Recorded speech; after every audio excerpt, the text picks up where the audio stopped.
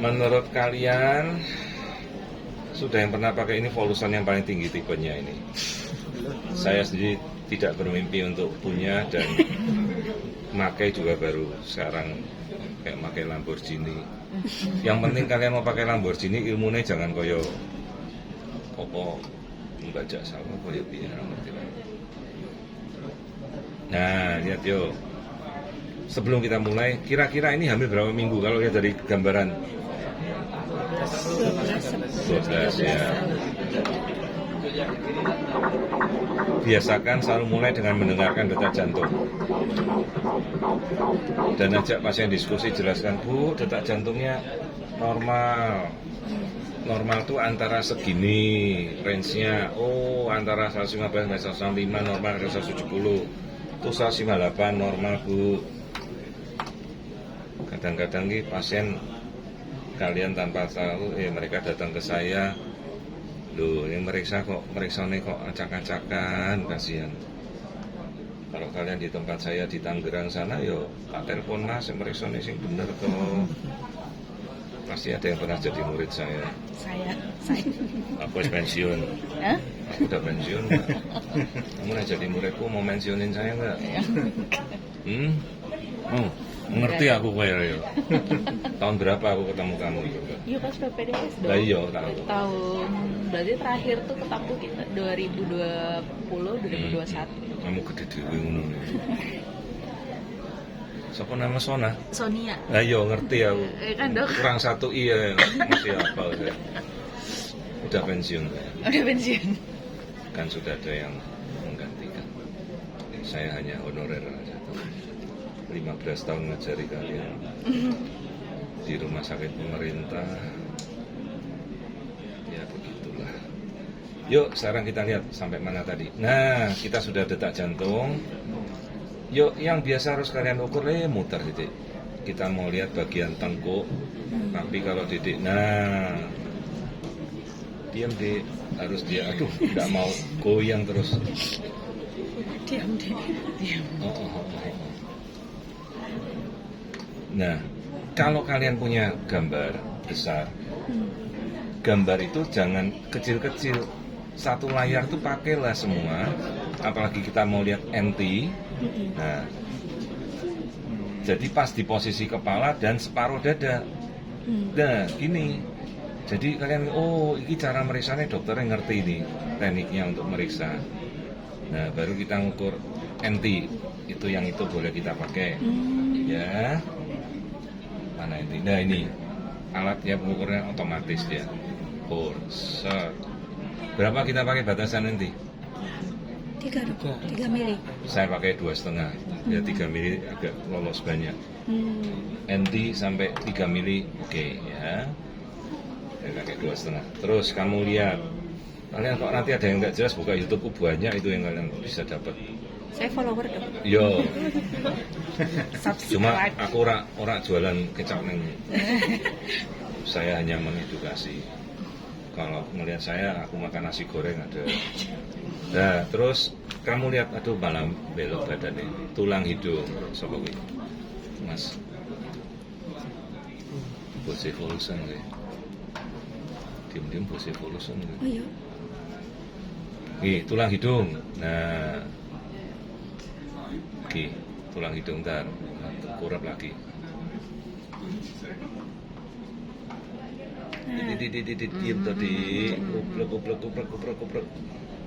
Nah, tulang hidung selalu harus kalian lihat ya dan tuliskan di pemeriksaan. Oh kita udah lihat tulang hidung dok. Nah, kini NT paling jelas tuh.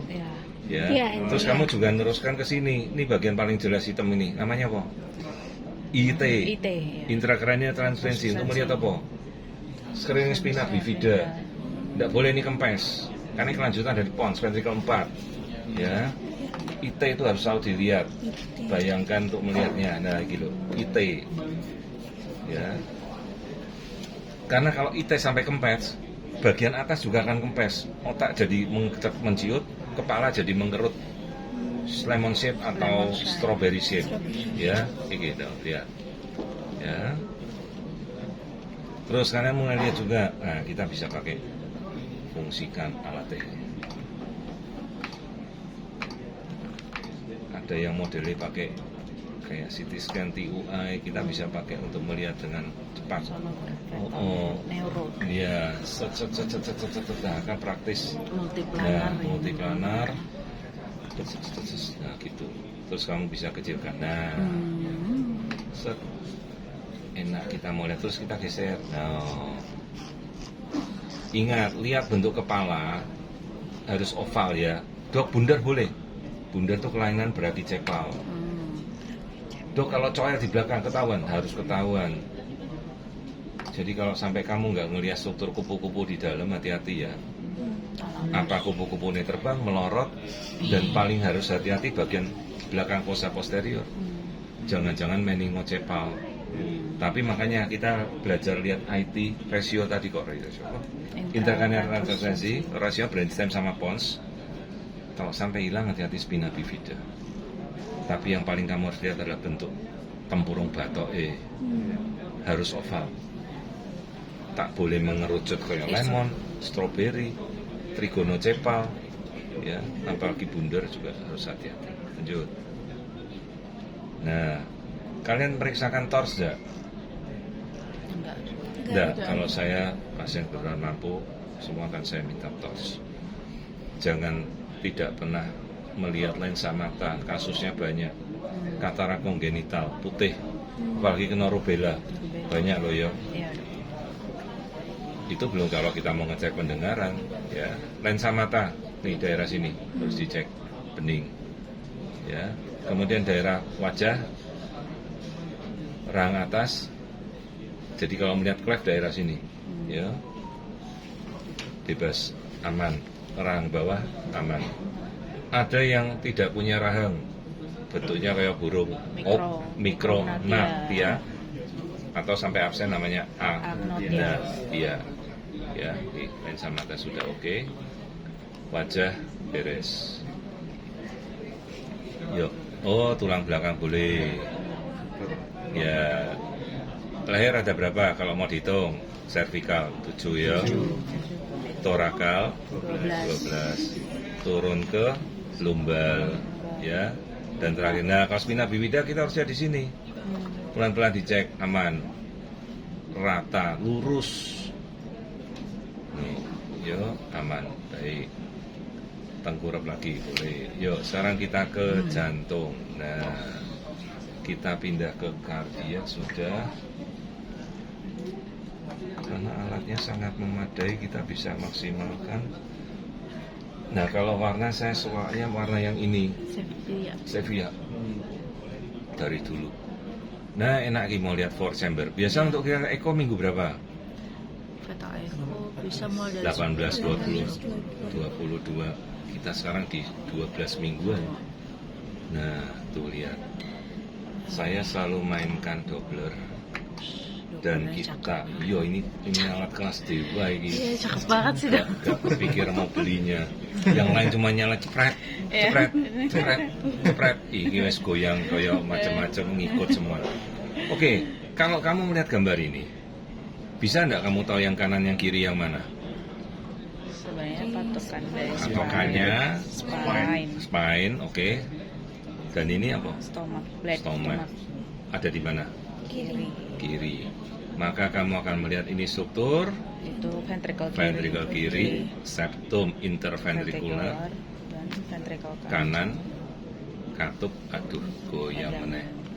Diam tadi udah enak kok. 3 vessels. Nah, 3 vessels. Apa aja 3 vessels itu? Arteri pulmonal, main pulmonary artery, aorta, superior vena cava. Goyang meneh. Diam tonar. Yo, ya, jadi dalam trimester pertama kita bisa melihat 4 chamber, ya, dijelaskan ke ibunya, jangan cuma normal bu, 4 ruang, bilik, serambi, aman, sekate aman, ya, jantung beres. Terus kita sudah bisa melihat lambung, artinya si bayi bisa apa? Menelan. Karena kalau lambung tak terisi, air ketuban berlebihan, apa yang kemungkinan terjadi? Atresia osefagus atau atresia duodenum. Kemudian kita sudah sampai rongga panjang. Lihat batas antara diafragma ini, jantung dan Sama abdomen. Kenapa jantung harus ada di tengah? Boleh tidak geser ke kiri? Boleh tidak geser ke kanan? Kenapa jantung tidak boleh geser kemana-mana? Karena diisi oleh apa? Paru-paru tuh. Paru, iya. Nah sekarang kalau geser ke kiri, berarti apa yang kolaps? Paru-parunya kolaps. Geser kanan, apa? Ususnya naik. Ususnya naik. Jadinya diafragma. Hernia. Ya, dok, kita mengukur kardiotoraksi boleh. Tapi cukup mengerti sebenarnya jantung ada di tengah-tengah. Nah sekarang kamu mengukur kardiotoraksi, apa yang mau diukur? Lingkaran toraks circumference sama Lingkarannya ini, ya toh, ya. sama dinding toraknya. Berapa? Kurang dari CTR, kurang dari CTR itu antara kardio 30 sampai 50%. Ya, tuh. Kalau lebih kardiomegali. Ya, tapi dengan kita bisa melihat ini tuh. Itu kan lingkar 2,2 circumference banding ke 5%. Oh, iya. Ya, CTR itu. Nah, lanjut. Ya. Udah, kita sudah sampai jantung, lambung terisi, pencernaan. Lihat warna ususnya.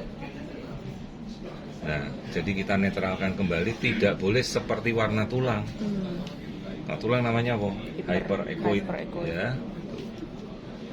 Tanda-tanda kalau ada kelainan. Kelamin, mungkin tidak kelihatan.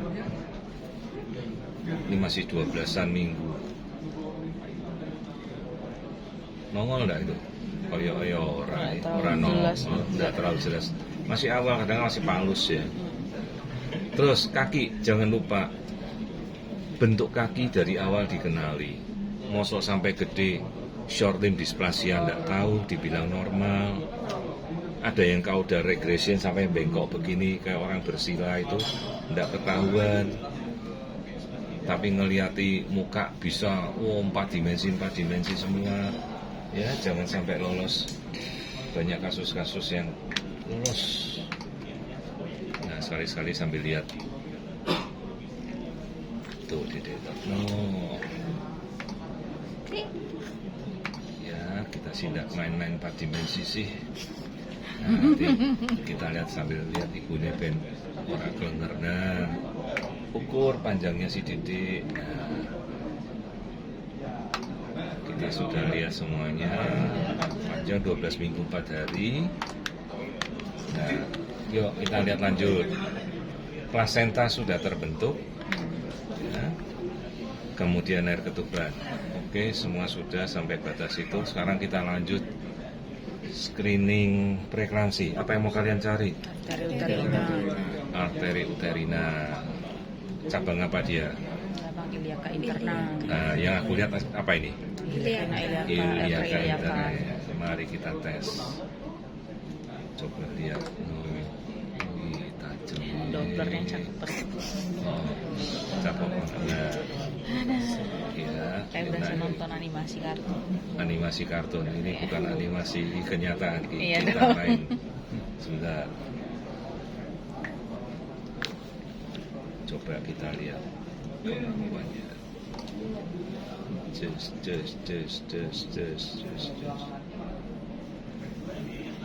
Nah, itu iliaka.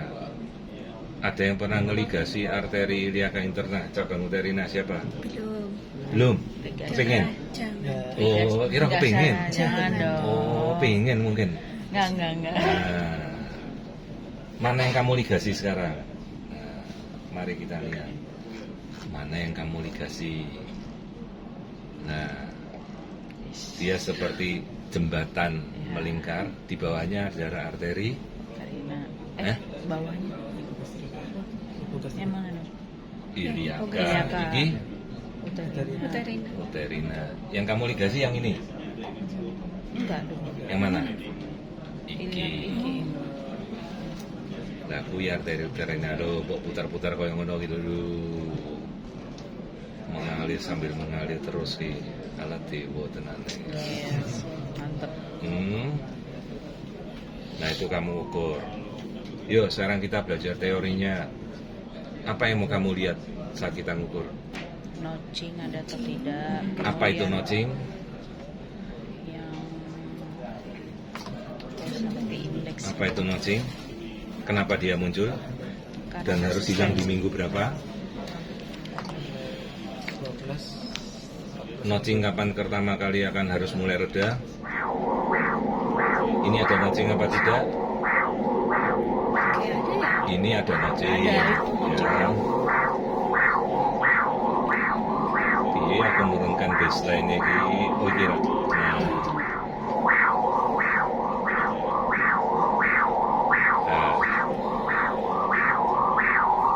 Itu notching. Kenapa muncul notching? Karena ini masih 12 minggu. Kapan dia akan hilang? Sebelum 20 minggu, 16 minggu. Kapan muncul pertama kali untuk dia mulai reda? 7 minggu. Akibat apa?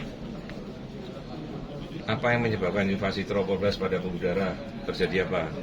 Vasodilatasi. Vasodilatasi, remodeling arteri uterina, masuk ke arteri spiralis, membuat dilatasi. Kalau dilatasi itu terjadi sampai 20 minggu, apa yang terjadi? Pembuluh darahnya kaku. Jadi dia kayak klep. Karena iliaka itu ada klep. Nah, remodeling dia membuka. Jadi artinya sebras kayak jalan tol. Tuh. Dan kamu bisa bandingkan dengan sisi sebelahnya. Karena biasanya dia akan sisi lebih rendah di tempat di mana ada plasenta. Lagi bandingkan dengan yang sebelah. Sama masih, yo. Tuh. Nah, seorang dok kalau iliaka, pernah ngukur iliaka kan? Pernah. Nah, itu loh iliaka. Dia lebih tajam lagi, reverse. Loh. Tuh. Itu jelas iliaka, ya reverse. Jangan itu yang mau ligasi, lumpuh wonge. Ya, potong kaki langsung. Nah, terus kita sudah ke sana. Nah, sambil lihat-lihat. Siapa yang pernah ngukur coiling index? Tahu? Belum, Dok. Belum. Mana kita lihat nanti pusat pada trimester awal atau angel enak lah trimester kedua. Nah, tali pusat. Ada ndak yang mau ditanya sambil kalian mikir yang mau tanya? Tuh. Dapat.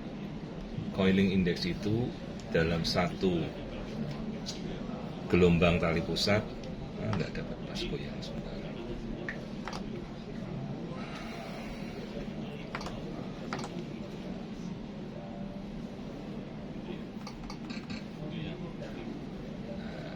Coba yang di sini.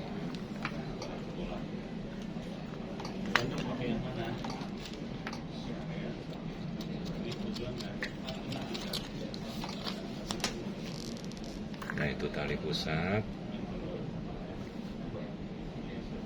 Jadi dalam satu panjang gelombang itu berapa dia melilitkan.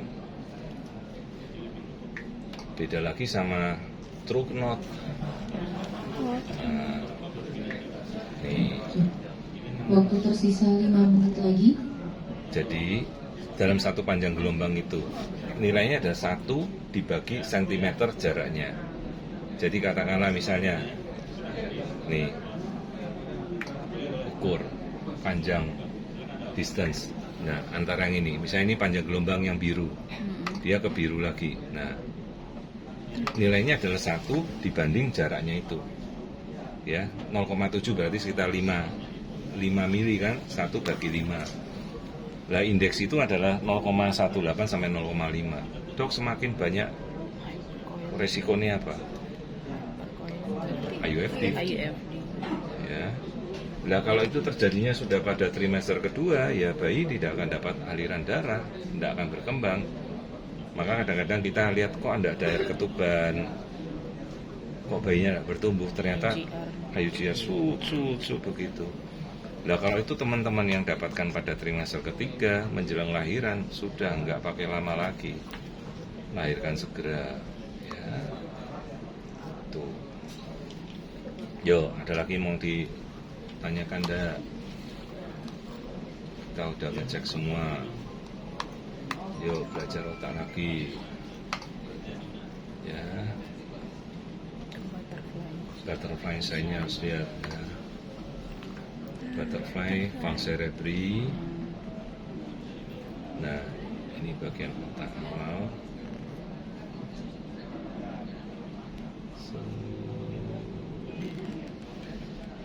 Lagi sing nanti jadi cerebellum, sekali masih belum, masih terlalu kami masih setengah makna bagian sini ya. Penting kita bisa lihat simetrisnya.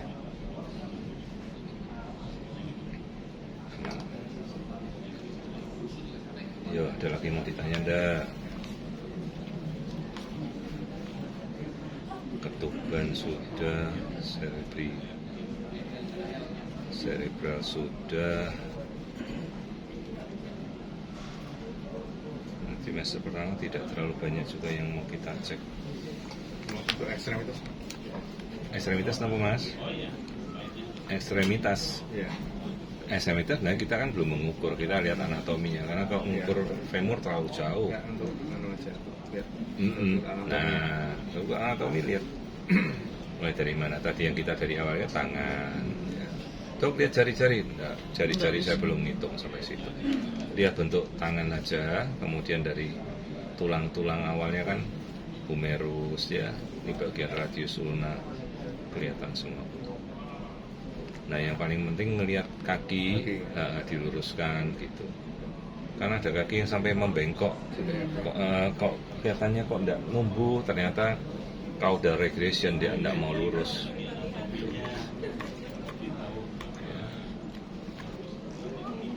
Oke. Untuk awal nanti band itu bisa harus mas, harus bisa kelihatan.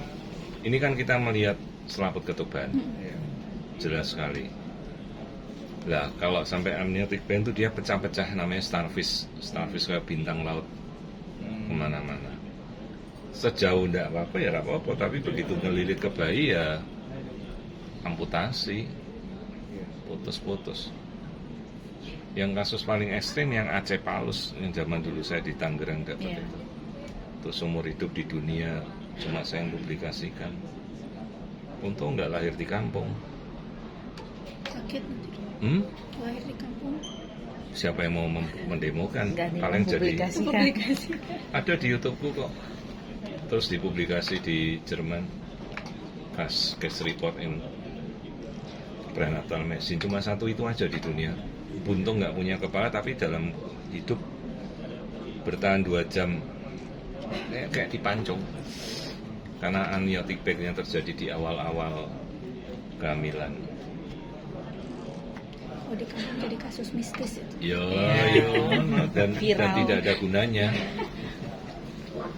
Bahwa amniotic bag yang paling bahaya ya sampai level itu, motong kepala.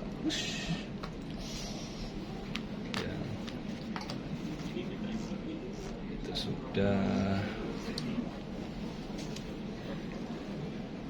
ada yang pakai alat ini? Enggak. Baru lihat.